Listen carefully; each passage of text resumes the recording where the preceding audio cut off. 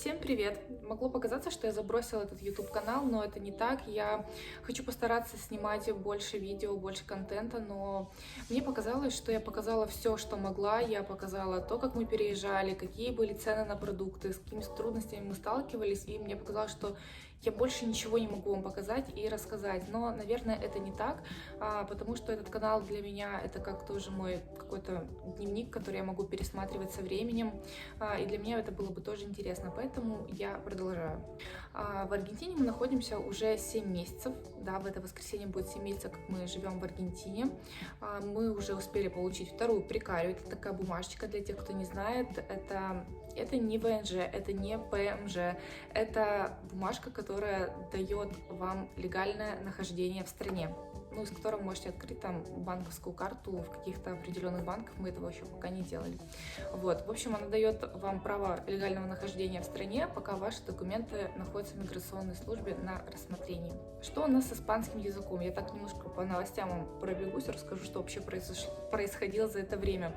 На какие-то курсы или в школу мы не ходим после того, как мы прошли вот тот жутчайший интенсив по испанскому, после которого мы выгорели и не хотели его учить. Мы сейчас просто учим какие-то новые слова, пытаемся внедрить их в речь. При этом я могу сказать, что я вижу очень большой прогресс в своем языке, в испанском.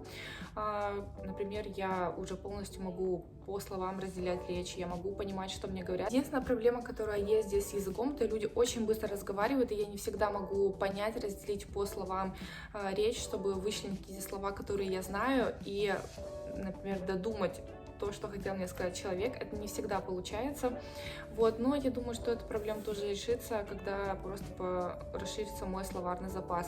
Также для того, чтобы лучше понимать испанскую речь, я хожу на кружки, я хожу на керамику, блин, мне это безумно нравится, мне даже пришлось убрать длину ногтей, чтобы мне удобнее было работать с глиной. Я уже сделала несколько изделий, возможно, может быть, даже в этом ролике я вам их покажу, потому что завтра я еду на керамику, и у меня будет готова кружка. Я ее заберу и покажу вам. Я надеюсь, что вам покажу. Если нет, я просто ставлю фотографию куда-нибудь сюда. Мне безумно нравится это занятие. В России я всегда хотела пойти, но мне казалось, что это стоит очень дорого. Здесь же, если мы оплачиваем в песо, то это намного дешевле, чем это бы стоило в России. Также я продолжаю ходить на танцы, но у меня был большой перерыв, наверное, в недели 3 в танцах, потому что я очень сильно заболела. Ну, как сильно? Это была просто очень сильная простуда. Об этом я прям хочу вам рассказать, такую часть влога посвятить просто болезни за границей, когда у тебя нет лекарств, ты не знаешь, чем лечиться. В общем, я простыла, у меня заболело горло, у меня поднялась очень высокая температура до 39. У нас были наши лекарства, которые мы перевезли из России, с которыми я могла там немножко сбить температуру, убрать эти все симптомы, но у меня уже на протяжении месяца болит горло.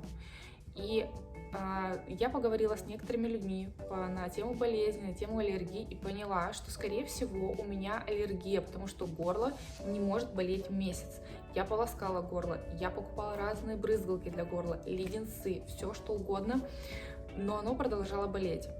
И мне рассказали, что, значит, здесь тоже растут такие деревья, что-то вроде нашего тополя, которые начинают цвести. А я напоминала вам, что у нас началась весна, период цветения, когда все деревья распускаются, все цветет. И, скорее всего, у меня на это цветение аллергия. Представляете? И она проявляется в том виде, вот у меня болит горло. Просто дерет, чешется, мне хочется отсюда прям все разодрать. Вот настолько болит, чешется горло. В общем, я поняла, что у меня просто была аллергия. Еще говоря о болезни за границей, здесь очень сильно отличается климат от того, который у нас в России, в котором я жила. И, скорее всего, те лекарства, которые мы привезли из России, они именно и нацелены, наверное, на те виды простуды, которые вот есть у нас там. Здесь же эти таблетки вообще не помогают.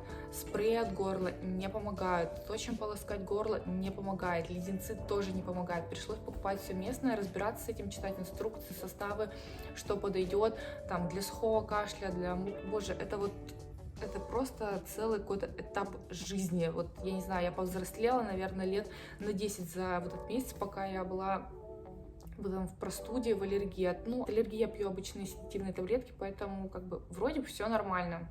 Надеюсь, что все пройдет. Скоро мы уезжаем на пару дней в маленькое путешествие. Это будет отдельный влог, такой небольшой спойлер. Вот. И я надеюсь, что там все пройдет, потому что там будет чуть-чуть другой климат, немножко будет влажно, вот. Поэтому я надеюсь, что наконец-то моя аллергия пройдет, цветение здесь закончится и все будет хорошо. Еще за это время я успела получить 3 посылки из России. 2, которые мне привезли люди, которые сюда прилетели, и 1 посылка пришла Почтой России. Об этом хочу отдельно рассказать, потому что если вы находитесь в Аргентине и вам нужно получить посылку из России, я вам сейчас расскажу, как просто Почтой России можно сюда отправить вещи. Первое и самое главное, посылку нужно оценить до $20. Это важно, потому что если посылка стоит дороже $20, то вы будете платить за каждую вещь процент за ее доставку, сколько бы она там ни стоила. При этом я отправляла вот этот лонгслив из России, юбку и пододеяльник. С пододеяльниками здесь какая-то проблема, мы не могли купить пододеяльник, вот где... И мне просто родители отправили лонгслив, юбку и пододеяльник. Это была такая тестовая посылка. Вот. Я заполнила декларацию на сайте Почты России, описала каждый товар, что у меня лежит в посылке, какая кофта, там кофта, женская юбка, там, принадлежности в виде постельного белья. Все это описала, написала, сколько это стоит, чтобы это уложилось до $20. В общем, все это расписала. Попросила маму, чтобы она убрала все этикетки, бирки. Это тоже очень важно, чтобы вещь не выглядела новой, потому что за новую вещь будут брать налог сверху. И если, допустим, у вас даже нет ценника этой вещи, ее на таможне оценят так, как они захотят, и вы заплатите эту стоимость, поэтому это очень важно. В общем, мама мне срезала все бирки, все этикетки, все, помяла всю эту одежду, сложили это все в коробочку, здесь или отправили. Почти 3 килограмма коробка была, вышло мне это в 5000 рублей. Нам, значит, отправили посылку, она отслеживалась на сайте Почты России. В каждом пункте, где она была, она отслеживалась. Просто в некоторых чатах писали, что посылка улетает из Москвы, и все, ее больше не видно. Она дальше не отслеживается, но она отслеживалась до последнего. Я проследила, как она оказалась в Аргентине. Я оставлю здесь кусочек видео, я надеюсь, что я его не удалила, когда мы ездили на таможню получать мою посылку, потому что райончик там еще тот. Так, мы приехали забирать посылку, вот это здание как-то таможни, а вот здесь, вот, пожалуйста, это Вижа 31, куда нельзя ходить, самое опасное место. Вот, держу телефон 2 руками и иду забирать свою посылку.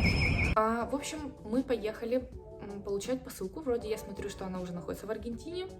Мы поехали на таможню, приезжаем, нам говорят, что нет, посылки вашей нет, вам нужно еще ждать, еще отслеживать. Нам показала девушка на почте, в какой строке именно нам нужно отслеживать интернациональную посылку.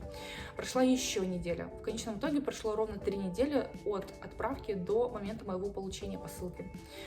Я пришла получать посылку, все, я оплатила 1800 песо.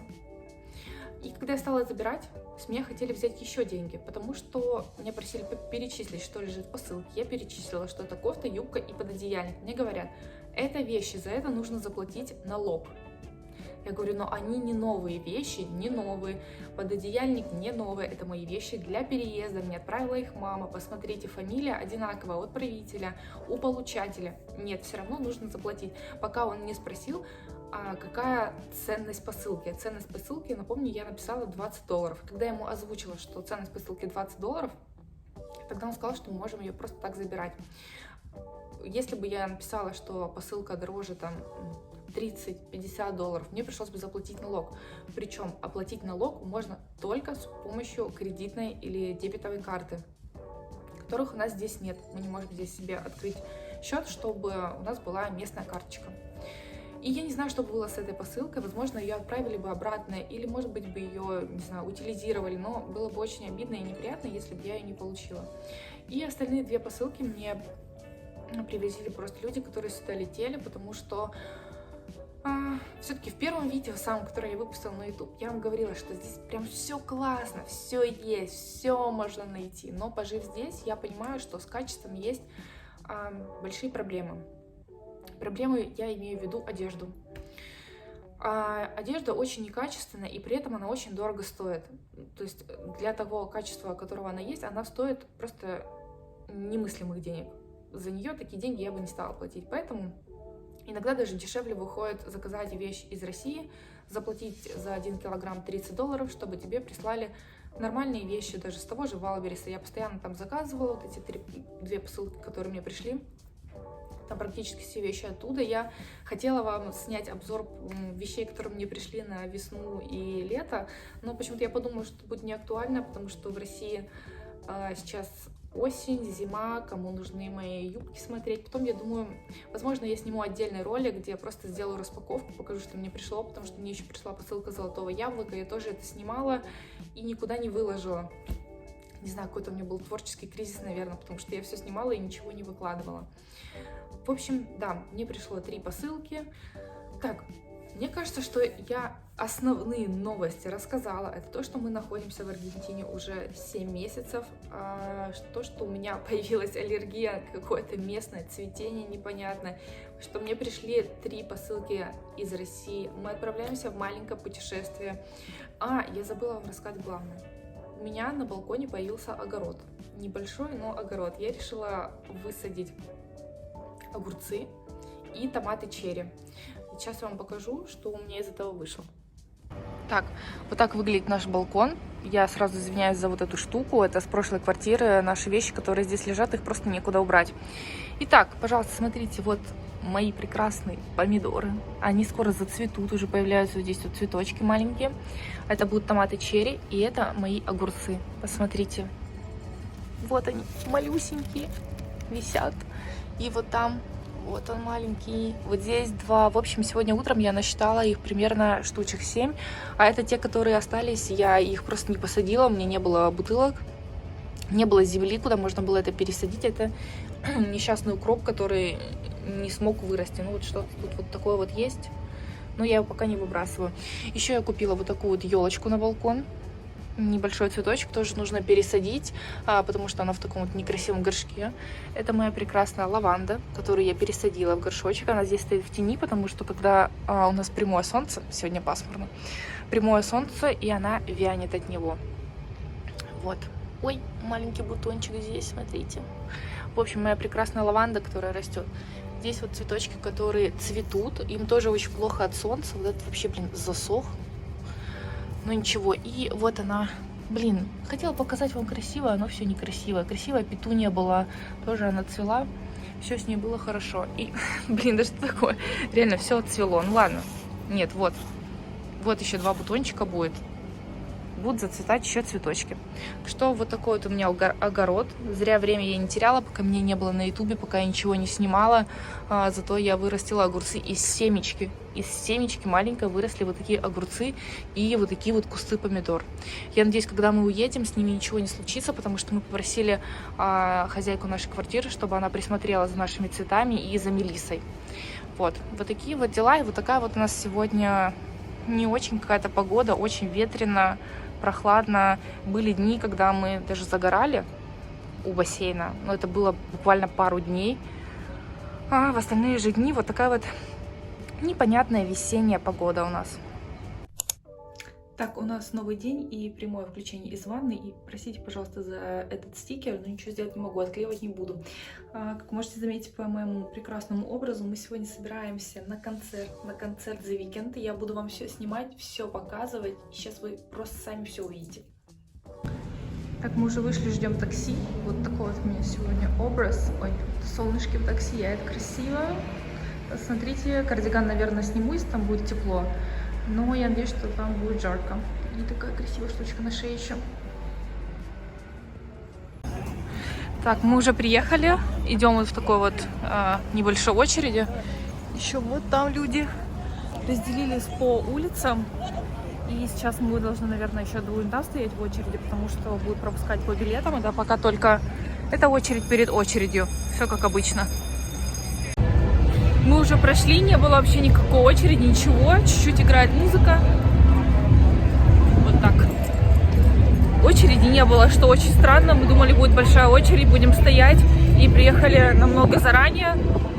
Но никого нет. Кстати, здесь есть еще туалеты. Очень приятно. Есть вот такие мерчи, можно здесь купить, футболку или еще что-нибудь. А сколько стоит? Так, сейчас вам цены покажу.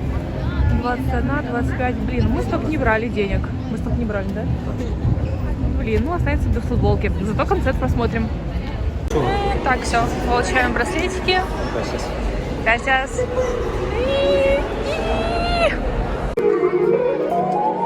Боже мой, мне кажется, я сейчас умру просто.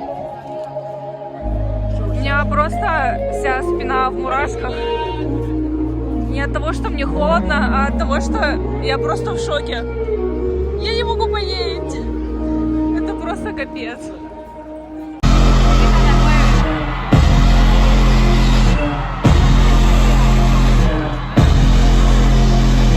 Your man on